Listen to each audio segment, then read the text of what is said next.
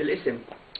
الاسم الكامل اسم مركب أحمد أنور، اسم الوالد أحمد، اسم الجد قدورة، اسم العائلة السقا. من أي قرية أو مدينة أنت؟ من مدينة يافا، من البلدة القديمة في يافا. اسم الحي؟ البلدة القديمة. البلدة القديمة. نعم. كم كان عمرك وقت 48 وقت النكبة؟ 16 سنة. يعني متذكر كل نعم. شيء يعني. 16 سنة و3 شهور. كنت فترتها تشتغل؟ لا، كنت تلميذ. كنت طالب. طالب يعني خريج كلية الفرير. شو كان والدك يشتغل؟ والدي كان يشتغل عندنا مستودعات، يعني عندنا حصة مستودعات تصدير برتقال اليافي إلى الخارج. عندكم أراضي وعندكم بساتين لا، عندنا بناية العائلة الأسرة، بناية تقع في البلد القديمة، مكون من هي على قمة البلد القديمة بارتفاع 38 متر عن البحر، ومن الحارة تحت 4 طوابق، من الحارة فوق طابقين. هي ملك الجد رحمه الله، ملك أسرة السقا. كم كان عدد أفراد عائلتك؟ بوقتها كان والدي وأنا وشقيقتين. والدتي كانت توفت. ممكن تذكر لنا أساميهم، والدتك وشقيقاتك؟ والدتي توفت رحمة الله عليها. تذكر أسامي، بس أساميهم تذكر. والدي اسمه أحمد. والدتك؟ والدتي اسمها صائمة، توفت طبعا الله يرحمها. 42 أو 42. نعم. أو خواتك؟ أخواتي أخت أكبر من اسمها زهر، وأخت أصغر من اسمها صائمة. شو كانن يشتغلن؟ كانن يدرسين؟ لا، كانوا بهذا الإطار. نعم. حاليا شو بتشتغل أنت؟ حاليا بشتغل بالتجارة. تغيرت أحوالكم من بعد النكبة؟ طبعا. اشرح لنا كيف. طبعا يعني إنسان كان مستقر في بيته، في مدرسته، في حيه، في مدينته، فجأة وجد حاله إنه هو لا يملك شيء، فقد عدم مؤاخذة بيته، فقد أرضه، فقد ماضيه وحاضره ومستقبله، وبدأ من الصفر أو من تحت الصفر حياة جديدة كاملة يعني. سنة 48 سنة النكبة. نعم. يافا تعرضت لهجوم صهيوني؟ طبعا. هي بعد قرار التقسيم اللي صدر في تشرين ثاني سنة 47، طبعا حصلت مناوشات بين في حي مختلط، يعني قريب جدا من حدود تل أبيب، حي المنشية الذي يافا. وهذا حي أساسي، كانت يعني أغلب الثورات الفلسطينية تبدأ منه، لأنه في احتكاك مع اليهود في تل أبيب، وتنتشر لمناطق أخرى في يافا وضواحي يافا، وبعدين لمدن أخرى في فلسطين. طبعا حصل من 47 لغاية 48 كان في مناوشات. كان مناوشات من 47 48. يوم النكبة كيف تهجرت؟ كيف طلعتوا من يافا؟ يا سيدي، احنا بعد ما احنا صمدنا صمدتوا يعني كنتوا سكن ما صرتوش المدينة؟ ما طلعناش، صمدنا لغاية 28/4 48، لغاية ما تم العصابات الصهيونية احتلت جزء من المنشية بما فيه مخفر سلطة المنشية، وقربوا مدافع المورتر بتاعتهم صارت تسقط في وسط المدينة بيافا، وبالتالي يعني صارت قدرت تنزل عليكم يعني. نعم. طيب، هل كانت جيوش عربية في ذلك الوقت؟ لا، ببداية 48 كانت في استعداد لدخول فلسطين يعني. أي سنة تهجرت من يافا؟ طلعت من يافا؟ قلت لك 28/4/1948. لوين رحت مباشرة؟ مباشرة ممكن تحكي لنا بالتفصيل طريق والله أخذنا أول شيء الوالد استأجر ترك، فهمت علي؟ مش احنا لوحدنا، احنا ومعنا جيران من جيراننا، يمكن كنا حوالي 15 شخص تقريبا، صغار وكبار. واتجهنا إلى الجنوب، إلى مدينة غزة، تبعد حوالي 80 كيلومتر عن يافا، مرورا بالطريق الرئيسي اللي هي بمر بمستعمر بمزرعة ميتر، هي مزرعة يهودية كانت فيها العصابات الصهيونية متمركزة فيها، تطلق النار على المرور هناك. ووصلنا غزة نفس النهار. مدينة غزة ولا مدينة غزة. مدينة غزة. نعم نعم. بعد ما سكنتوا مدينة غزة سكنتوا فيها فترة طويلة؟ قعدنا في مدينة غزة 20 شهر بالضبط، يعني من 28/4 لغاية 12/12/1949 طبعا. وكانت القتال مستمر في قطاع غزة بين الجيش المصري وبين العصابات الصهيونية برا وبحرا وجوا. وغادرنا غزة ل 12/12/49 إلى أول شيء إلى الخليل، وبعدين من الخليل إلى الشونة، من الشونة لعمان. الشونة لعمان. لعمان. نعم. كلها ساكنة بعمان. نعم. منظمة الأونروا ساعدتكم وانتم بغزة لما نحن انتم او اللي كانوا معك يعني. لما كنا بغزة يا أخي الكريم، أول من إجوا قدموا العون للاجئين الفلسطينيين هي ال AFSC American Friends Service Committee الكويكرز. ما كانش في أونروا. ما كانش وكالة الوطن. الأونروا استلمت بعد ما غادرنا، بعد احنا غادرنا غزة الأونروا استلمت في قطاع غزة. بس لو تقول لك ذكريات الطفولة. نعم. أيام الصبح كنت عمرك 16 سنة ليافا، شو تتذكر بيافا؟ شو بحن على بالك بيافا؟ والله يا أخي بذكرها كلها طبعا. يعني بذكر أول شيء احنا بيتنا كونه موقع يعني من أجمل المواقع قاطبة على الساحل المتوسط كله، مش بس يافا، على قمة البلد القديم بيافا. تحتها كان دير الروم، تحتها كانت ميناء يافا الرئيسي. نحن صباحنا ومساءنا طول نهار في البحر قدام عدم مؤاخذة، غروب وشروق سواء كانت ظروف جوية جميلة هذا أو كانت ظروف جوية قاسية بالشتاء. يعني بعدين ذكرياتي بمدرستي بين المدرسة وبين البيت كل يوم الرحلة هذه.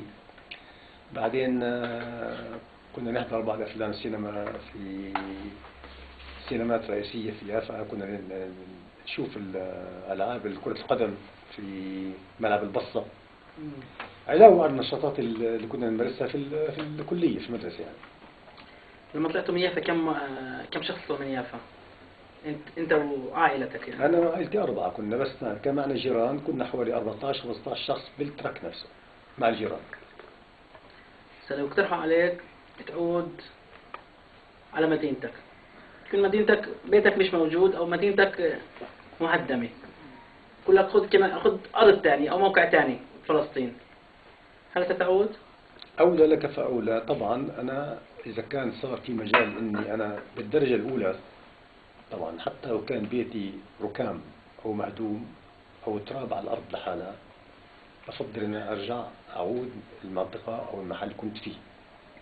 ولكن بالتالي إذا هذا كان مش متوفر ممكن سأفكر منطقة ثانية في فلسطين أو منطقة ثانية. يعني أنت بتحن تعود بأي ثمن لتراب الوطن؟ يعني بدون شك، بلا شك يعني. إن شاء الله تعالى. بلا شك. بس لو يسمح يغني لها بالإنترنت. أوكي. بتسمح على كده تصورنا تسمح البث بروفيسور كلودين على الإنترنت صورتك وصوتك؟ يعني يمكن يشوفوك يعني على النت، يعني معظم دول العالم.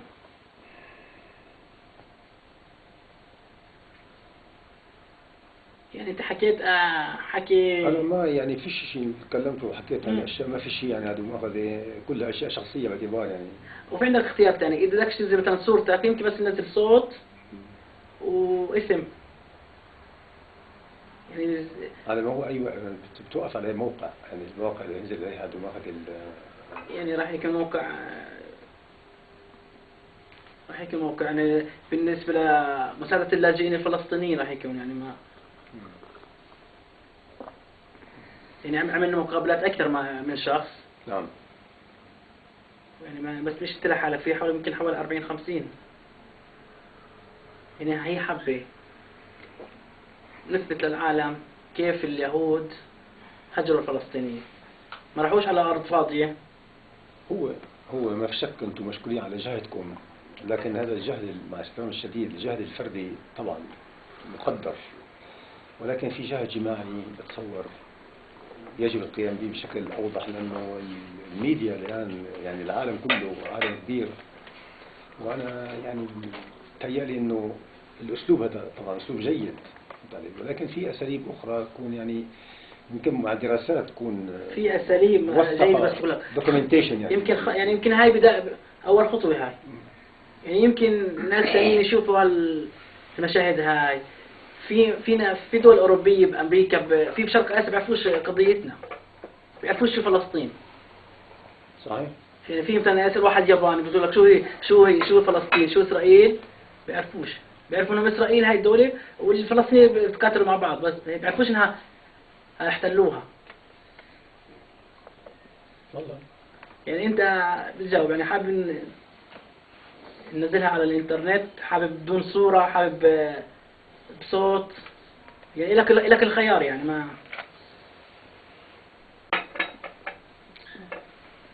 اوكي. De toute façon, vous m'avez demandé de voir et de la transcription, de voir... Oui. De toute façon. Maintenant, ensuite, si après vous... comme vous, d'après ce que j'ai compris, ce que vous préférez que ça soit comme documentation historique et que ça ne soit pas mis en pâture, si l'on peut dire, à travers le monde. C'est tout à fait possible, c'est votre droit. C'est une documentation, ça fait partie de la documentation. J'allais dire que nous, ce qu'on va faire, c'est surtout analyser. Je vais vous dire quelque chose. Il y a beaucoup de gens qui aiment et qui préfèrent faire une publicité personnelle. Non, c'est pas le... Pour savoir. Moi, je suis pas ce truc-là. Je veux servir le problème palestinien. C'est mon problème. C'est ma catastrophe, n'est-ce pas? Mais je ne dis pas, je ne veux pas je ne veux pas être un star. Vous comprenez? Il y a d'autres gens qui préfèrent, qui aiment, qui payent parfois pour se présenter sur le... Oui, jusqu'à maintenant, ça n'a jamais été le cas dans toutes les interviews qu'on a fait, parce qu'en général, à part une ou deux personnes, ça a été des gens dans les camps, qui donc c'était des paysans, et donc c'est leur vision du monde, si on peut dire, ou leur vision de la Palestine. Mais je comprends ce que vous dites, parce que moi, par exemple, j'étais à des colloques. On a eu un colloque justement des Scottish Friends of Palestine à Glasgow sur toute l'affaire, enfin Balfour et la déclaration Balfour. Et là, il y avait des universitaires anglo-palestiniens qui, moi je les ai appelés les primadonnas de la Palestine. Parce que c'est des gens qui, sur le dos des réfugiés et le dos du problème palestinien, ont fait leur propre propagande et qui ont créé une sorte de club. C'est un club, disons, d'universitaires, d'intellectuels, et quand ils voient arriver des gens comme moi qui venons d'une autre discipline avec une vue aussi scientifique différente, ils sont gênés et ils ne veulent pas avoir. J'ai très bien vu. Et c'était très amusant parce qu'à ce colloque, à la fin, donc eux m'avaient snobé, moi je m'en fichais. Je connaissais aussi beaucoup d'autres gens, etc. Et à la fin, quand moi j'ai fait ma communication et que, par un effet d'ailleurs de mégarde, quand j'ai dit, parce que c'est le problème démographique, que de toute façon, le poids démographique va être tel que quoi que fasse Israël, la Palestine vaincra, même si territorialement... Alors, par un effet de mégarde, la personne qui passait les diapositives, il y a eu un temps mort, où quand j'ai dit ça, boum, on a un écran blanc. Conclusion, ça voulait dire on liquide tout Israël. Et la dernière diapositive, je dis vite, mets ta dernière diapositive, c'était brodé la carte de la Palestine avec de nouveau tous les noms en arabe. Il y avait des représentants des camps du Liban. Là, ils m'ont embrassé, voilà. Et les autres, les intellectuels, les fameuses primadonnas, étaient vexés parce que soudain, pas la gloire, mais enfin, leur était enlevé. Donc je comprends très bien quand vous dites qu'il y a des gens qui utilisent ça pour leur propre fin. Mais là, aucune de ces... Ce n'est pas moi. Non, et aucune de ces personnes, d'ailleurs, on les interroge. C'est tout à fait, vraiment la... اوكي بالنسبه للعرب شو رايك انت؟ انا اوكي حطيت ساعة اللي حط 15 ساعة بعدين حطك. بعدين يا ابو يلا انا بينا. بسوي نجم انا اسوي خلاص نجم انا طيب يلا انت نجم طبعا. طب هلا شو نسوي هلا خلص Mais est-ce que بدنا عشان موافقتك على عرض الفيلم اذا صار في عرض. تعطوط يلا كلام يلا Oui, parce qu'il y a beaucoup de choses peut-être vous voulez dire auxquelles nous n'avons pas pensé. Quand j'ai fait quand j'ai établi moi le questionnaire, c'est un questionnaire général. Et donc il y a des cas particuliers qui sortent de ce Je peux vous dire questionnaire. quelque chose, madame. Chaque Palestinien a un cas Ah oui, particulier ça, c'est différent de sûr. l'autre. Ouais, ça, c'est Nous sûr. sommes tous des réfugiés, d'accord. Nous avons tous perdu notre maison, notre patrie. Mais chacun, il a une histoire complètement différente de l'autre. C'est différent. Mais ce qu'on voit, c'est que quand il s'agit du problème du droit au retour, alors là, c'est C'est inquestionnable. et c'est Sans question. Sans systématique. question. Mais c'est ce que je me tue à dire en Occident. Parce que aussi ce qu'on a vu, c'est que à part une dame qui ce matin indique que bon finalement elle était bien en Jordanie. Mais je crois que c'était plutôt parce qu'elle avait peur, parce qu'après elle a dit à maman séparément, je ne suis pas heureuse finalement ici. Les autres ont tous dit, on veut rentrer, mais on ne veut pas vivre avec les Juifs. Or, dans la perspective maintenant où on nous parle... Je peux vous dire quelque chose. Premièrement, je ne dis pas que nous ne sommes pas heureux ici. Je ne le dis pas. Mais naturellement, chaque personne dans le monde, il préfère être là où il Chez a... lui. Chez lui. Sans doute, n'est-ce pas? Et puis, nous, moi, j'ai pas de... Si eux, si les Juifs veulent approuver la justice, n'est-ce pas? Pour nous, on était... Avant le 48, les chrétiens, les musulmans et les juifs étaient ensemble. Sans aucun problème. Sans aucun problème. Seulement, lorsqu'ils ont commencé à établir leur État sur notre propre patrie, alors... Ce qui a d'ailleurs ensuite eu des répercussions dans tous les pays arabes. Parce que la coexistence a volé en éclats aussi partout. Du fait même qu'il y avait un État... Nous ne sommes pas ni contre les Juifs, non. Non, mais ce que je pense... Et pour nous, aucun ne peut nous accuser d'être antisémitique. Parce que nous sommes sémites. Non, mais pour eux, maintenant, c'est quoi qu'on ouvre la bouche immédiatement. Ah oui. Ça, on est antisémite. Ah oui. Et même on va en prison. En prison. أيوة حبيبي شو بدك عمي؟ بدي أنت شو رأيك؟ أنا رأيي أنا شو رأيي؟ بكفيني 15 ساعة على الانترنت. خليك كمان 10 دقائق. ولا حتحطوه انتم ولا حتحطوه هذا راح يلزمون معنا إن شاء الله. والله ما بعرف على أي موقع والله.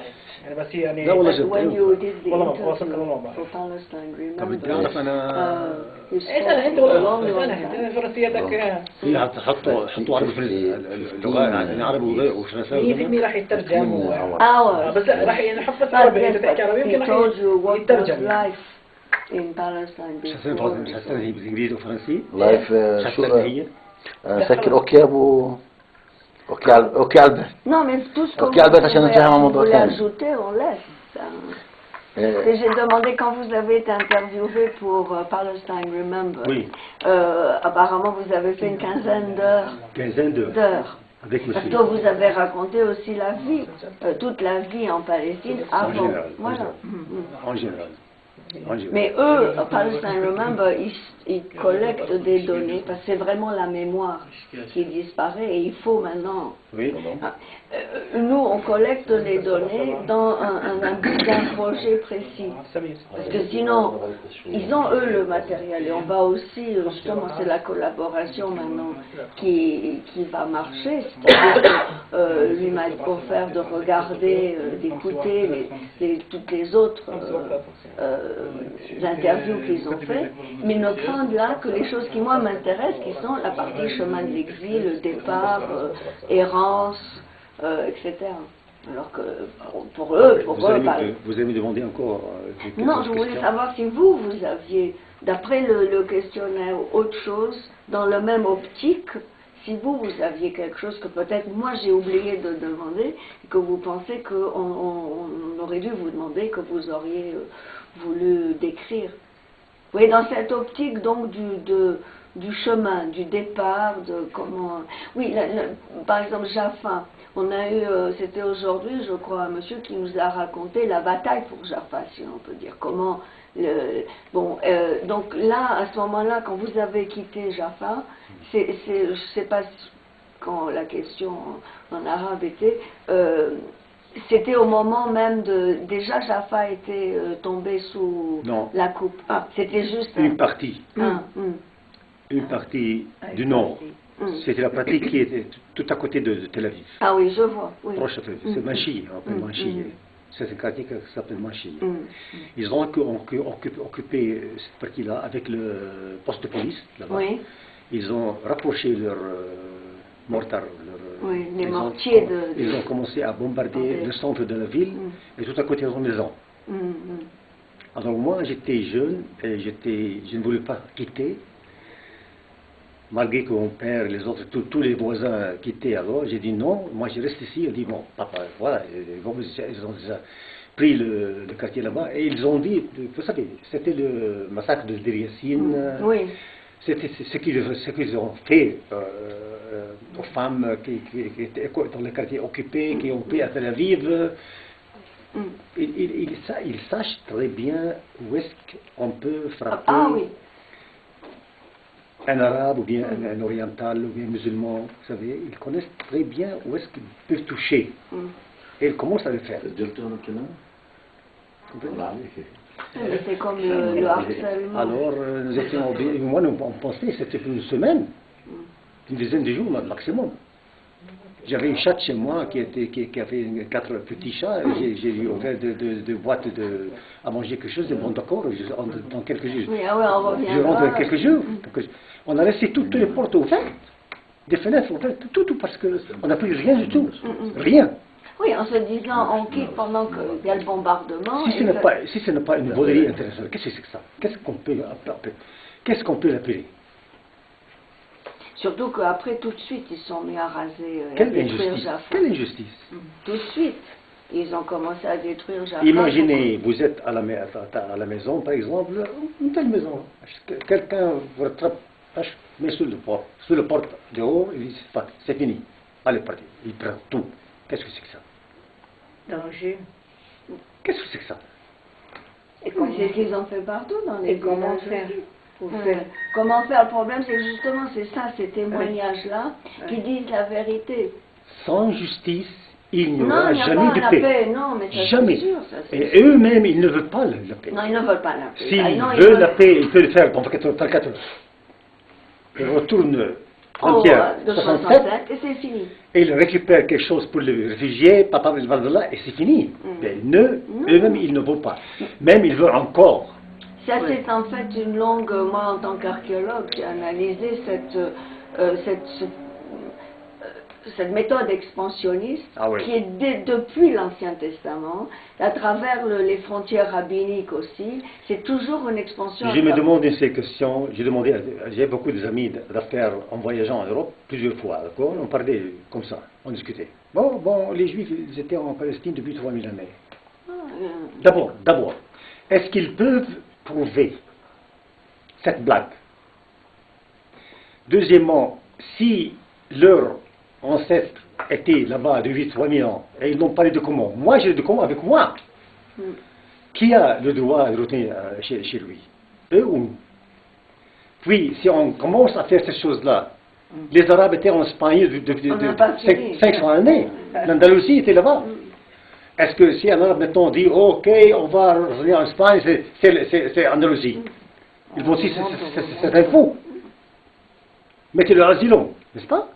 De toute façon, on remonte même à l'Ancien Testament et on sait que l'histoire de Moïse et tout, c'est une création d'une identité.